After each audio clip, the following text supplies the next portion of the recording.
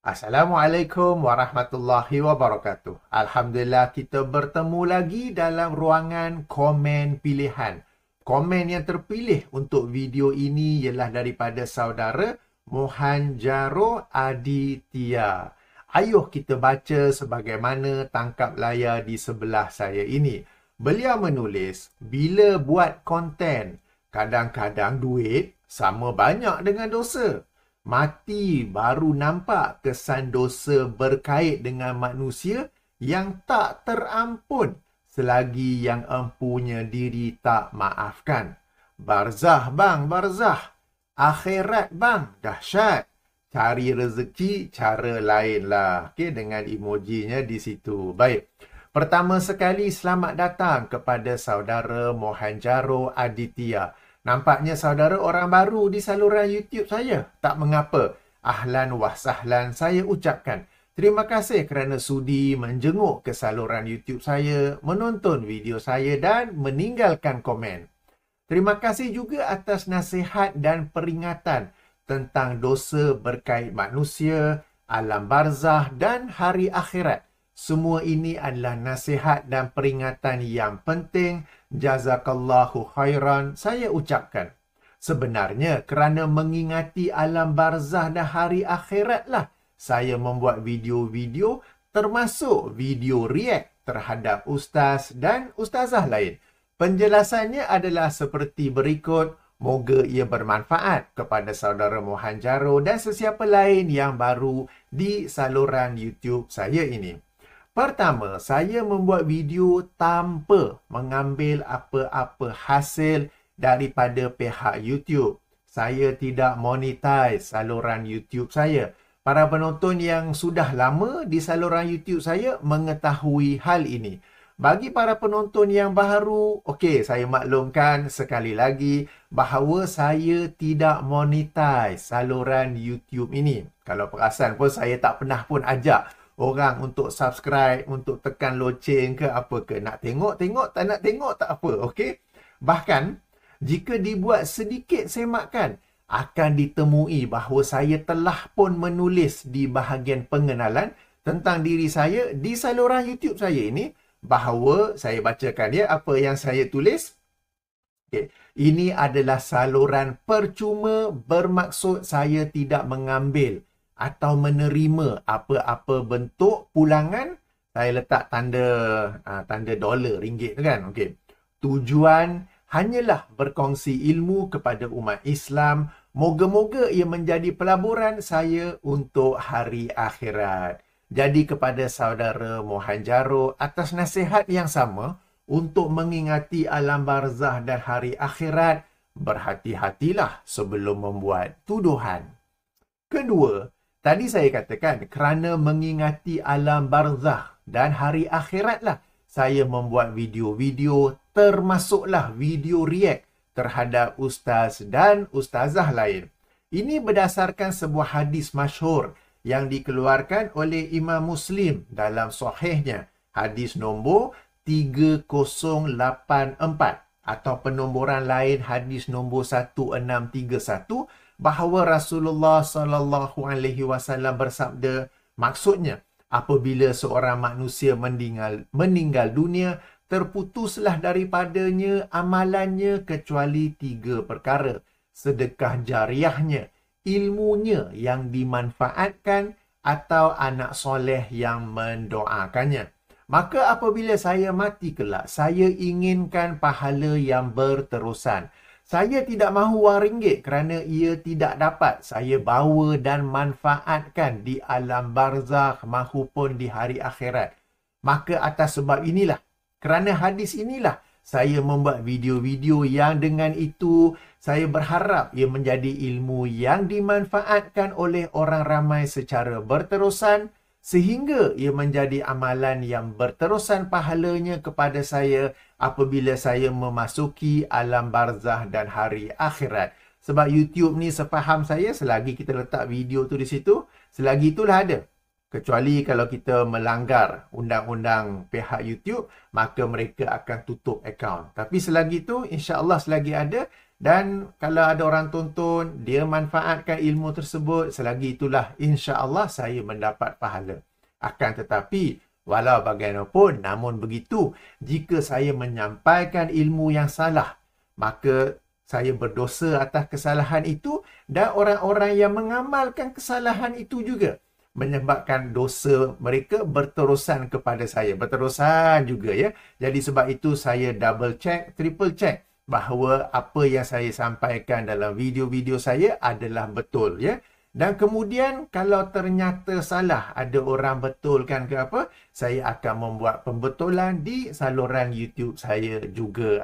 Okay? Sebab saya tak mahu asalnya saya nak ia menjadi satu pahala berterusan kepada saya.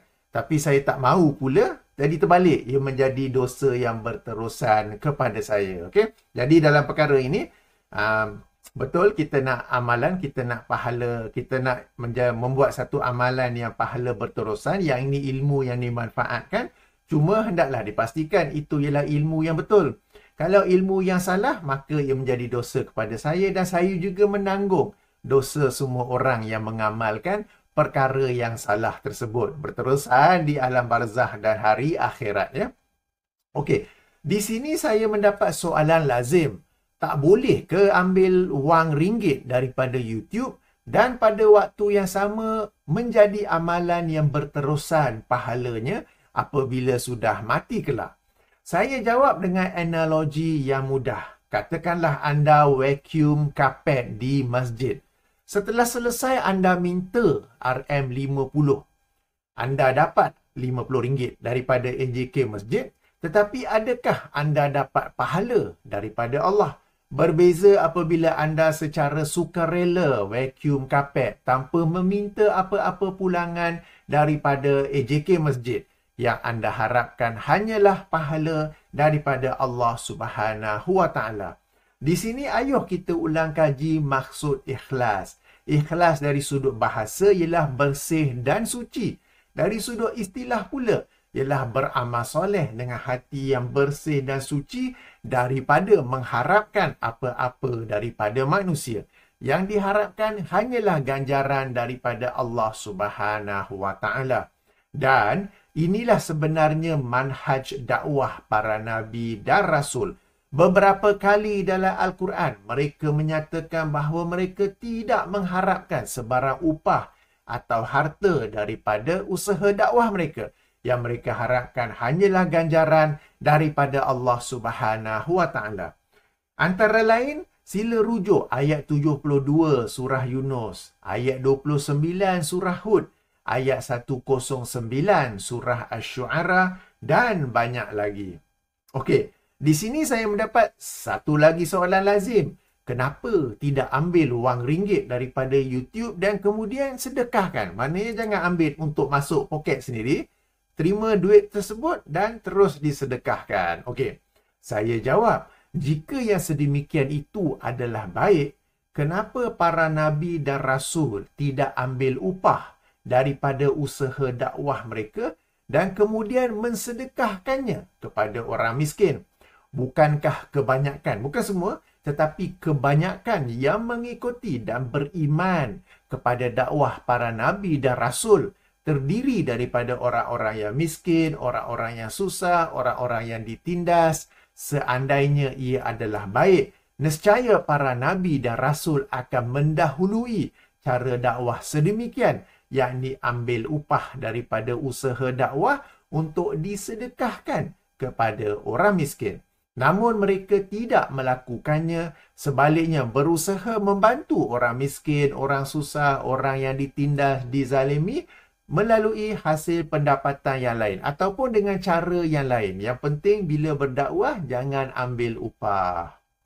Okey, ketiga, atas sebab yang sama juga, yakni kerana alam barzakh dan hari akhirat, saya membuat video-video react menjelaskan kesalahan atau kekeliruan agamawan yang lain.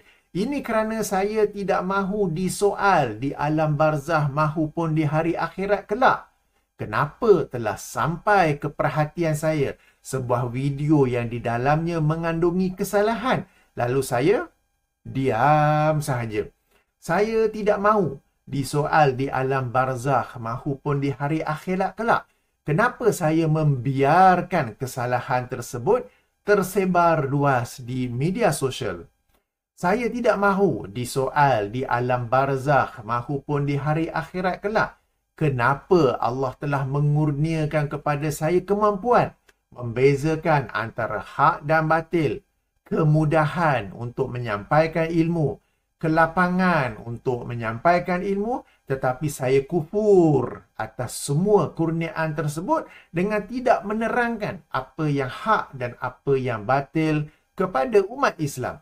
Masuk kufur di sini ialah kufur nikmat atau tidak bersyukur dengan kurniaan Allah. Sebenarnya apa yang saya lakukan ini banyak orang lain yang Allah telah kurniakan kepada mereka ilmu. Mereka tahu hak dan batil, tetapi mereka memilih untuk ini yang kita sebut sebagai kufur. Jadi apa gunanya kamu ada ilmu agama tetapi kamu tidak mahu menyebarkannya, kamu tidak mahu membetulkan. Macam-macam sebab, tetapi antaranya ialah inilah yang kita sebut sebagai kufur nikmat. Dia tidak bersyukur atas nikmat ilmu yang Allah kurniakan kepadanya. Lalu bila sampai kepada dia satu video, satu apa, dia tahu salah. Banyak orang yang belajar agama, baik belajar agama di Malaysia mahupun di Timur Tengah, yang belajar bukan sekadar degree tapi sampai master, tapi sampai PhD, but they choose to keep quiet. Mereka tahu salah. Mungkin nak bagi alasan tak ada kemudahan. Halo, saya pakai phone ni tau. Pakai phone dengan forward facing camera. Okey? Duduk dalam bilik hotel cakap. Apakah anda tidak boleh membuat sedemikian? Kan? Jadi, nak tak nak saja menyampaikan kebenaran, membetulkan kesalahan kan. Adalah sebab nanti kena tuduh Wahabi. Bila dah kena tuduh Wahabi, nanti tak dapat kerja lah, itulah, ginilah, macam-macam sebab lain ya. Yang itu kita letak tepi, kita tak tahu sebabnya kenapa. Tetapi inilah yang kita sebut sebagai kufur nikmat. Allah telah memberi dia nikmat ilmu. Okay? Mereka ni jauh lebih berilmu daripada saya. Tetapi mereka memilih untuk diam. Okay? Padahal tak ada alasan sekarang ni. Kita bukannya perlukan kamera Sony yang berbelas ribu. Kena ada lampu lah. Saya ni lampu bilik hotel je. Okay? Kena ada studio khas lah, kena ada pakaian cantik lah, apa-apa semua. Tak. Kita tak perlukan semua tu. Very basic equipment, very basic.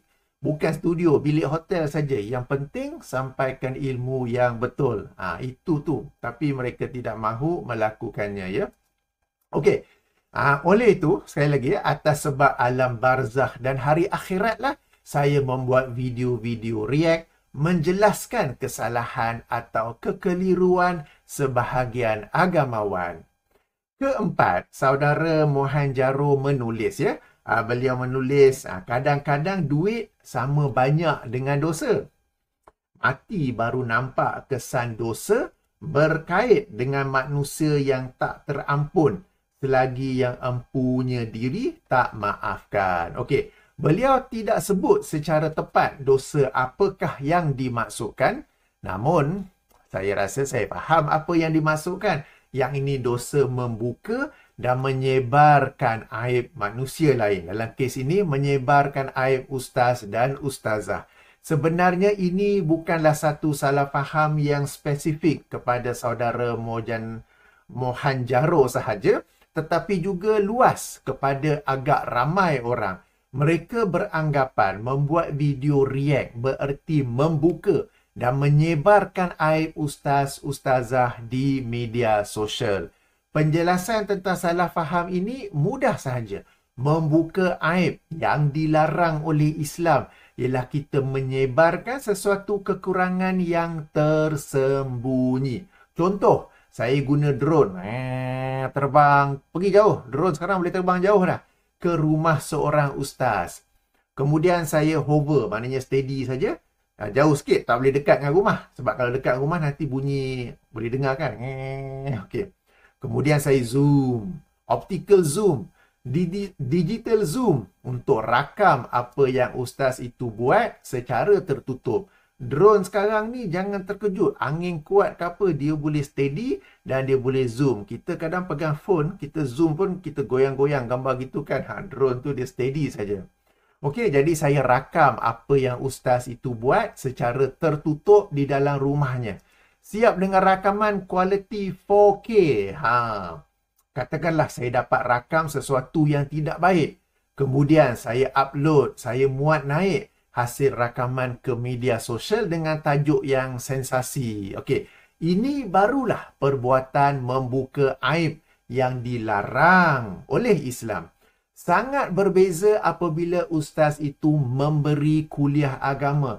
Kuliah itu terbuka untuk tontonan semua, baik yang hadir secara langsung di majlis ilmu tersebut, yang hadir atas talian atau dibuat rakaman lalu dimuat naik ke media sosial pada kemudian hari untuk ditonton pada kemudian hari. Ia adalah sesuatu yang berlaku secara terbuka. Lalu dalam kuliah tersebut, ustaz atau ustazah ada menyatakan sesuatu yang salah. Maka pembetulan hendaklah juga dilakukan secara terbuka supaya orang ramai yang telah mengikuti kuliah tersebut, baik yang secara face to face, baik yang secara atas talian, baik yang menonton rakaman di kemudian hari, tahu tentangnya. Ini bukanlah membuka aib, tetapi ini adalah membetulkan kesalahan yang telah tersebar luas. Bahkan ini termasuk dalam erti kata berpesan-pesan kepada kebenaran yang dianjurkan oleh Islam. Maka bezakan membuka aib yang dilarang oleh Islam ialah menyebarkan apa yang asalnya tersembunyi. Video react bukanlah membuka aib kerana ia merupakan reaksi kepada majlis ilmu yang terbuka yang mengandungi kesalahan atau kekeliruan di dalamnya. Ringkasnya, saya ulang sekali lagi. Saya pun tak faham kenapa ada orang tak faham. Saya ulang balik ya. Video react bukanlah membuka aib kerana ia pada asalnya memang sudah sedia terbuka.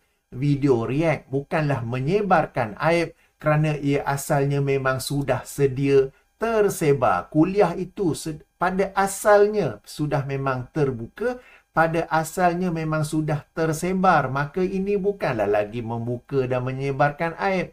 Membuka dan menyebarkan aib yang dilarang ialah asalnya sesuatu yang tertutup, sesuatu yang tak tersebar. Lalu kita membuka dan menyebarkannya. Soalan lazim. Kenapa tidak hubungi ustaz, ustazah terbabit dan betulkan dia secara peribadi, secara tertutup? Okey, jawapannya, jika betulkan secara tertutup, hanya ustaz itu seorang yang tahu tentang kesalahan tersebut. Bagaimana dengan ribuan lain yang telah menonton kuliah itu? Kena pula itu ialah ustaz selebriti, ustazah selebriti yang menonton kuliahnya itu puluhan ribu, ratusan ribu. Mereka tidak tahu tentang kesalahan tersebut. Nak harap ustaz itu membuat pengumuman terbuka bagi membetulkan kesalahannya itu, silakan untuk anda terus berharap.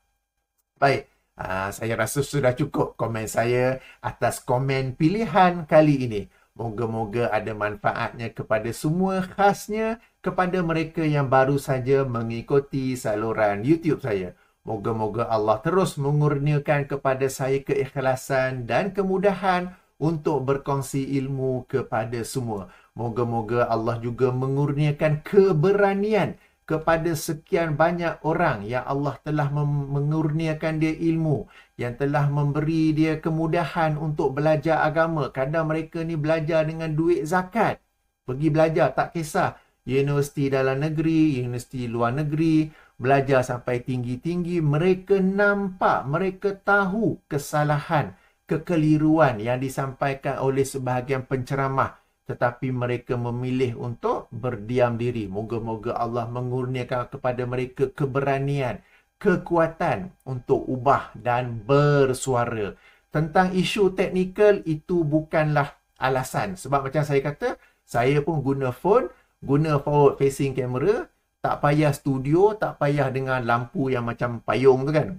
Tak payah macam-macam kelekapan, boleh saja cakap pakai t-shirt biasa saja. Mungkin di sini sejuk, pakai baju sejuk. Dan kita cakap, yang penting kita sampaikan ilmu ya. Moga-moga Allah memberikan kepada mereka keberanian, kesungguhan dan keikhlasan juga. Dan bila mereka bersuara, saya tak payah buat video, saya boleh tonton je sebab saya ini orang awam yang suka untuk menuntut ilmu dan belajar ya dan menambah ilmu saya sendiri. Baik. Saya rasa sudah cukup. Saya tutupi dengan subhanakallahumma wa bihamdika asyhadu an la ilaha illa anta astaghfiruka wa atubu ilaika. Assalamualaikum warahmatullahi wabarakatuh.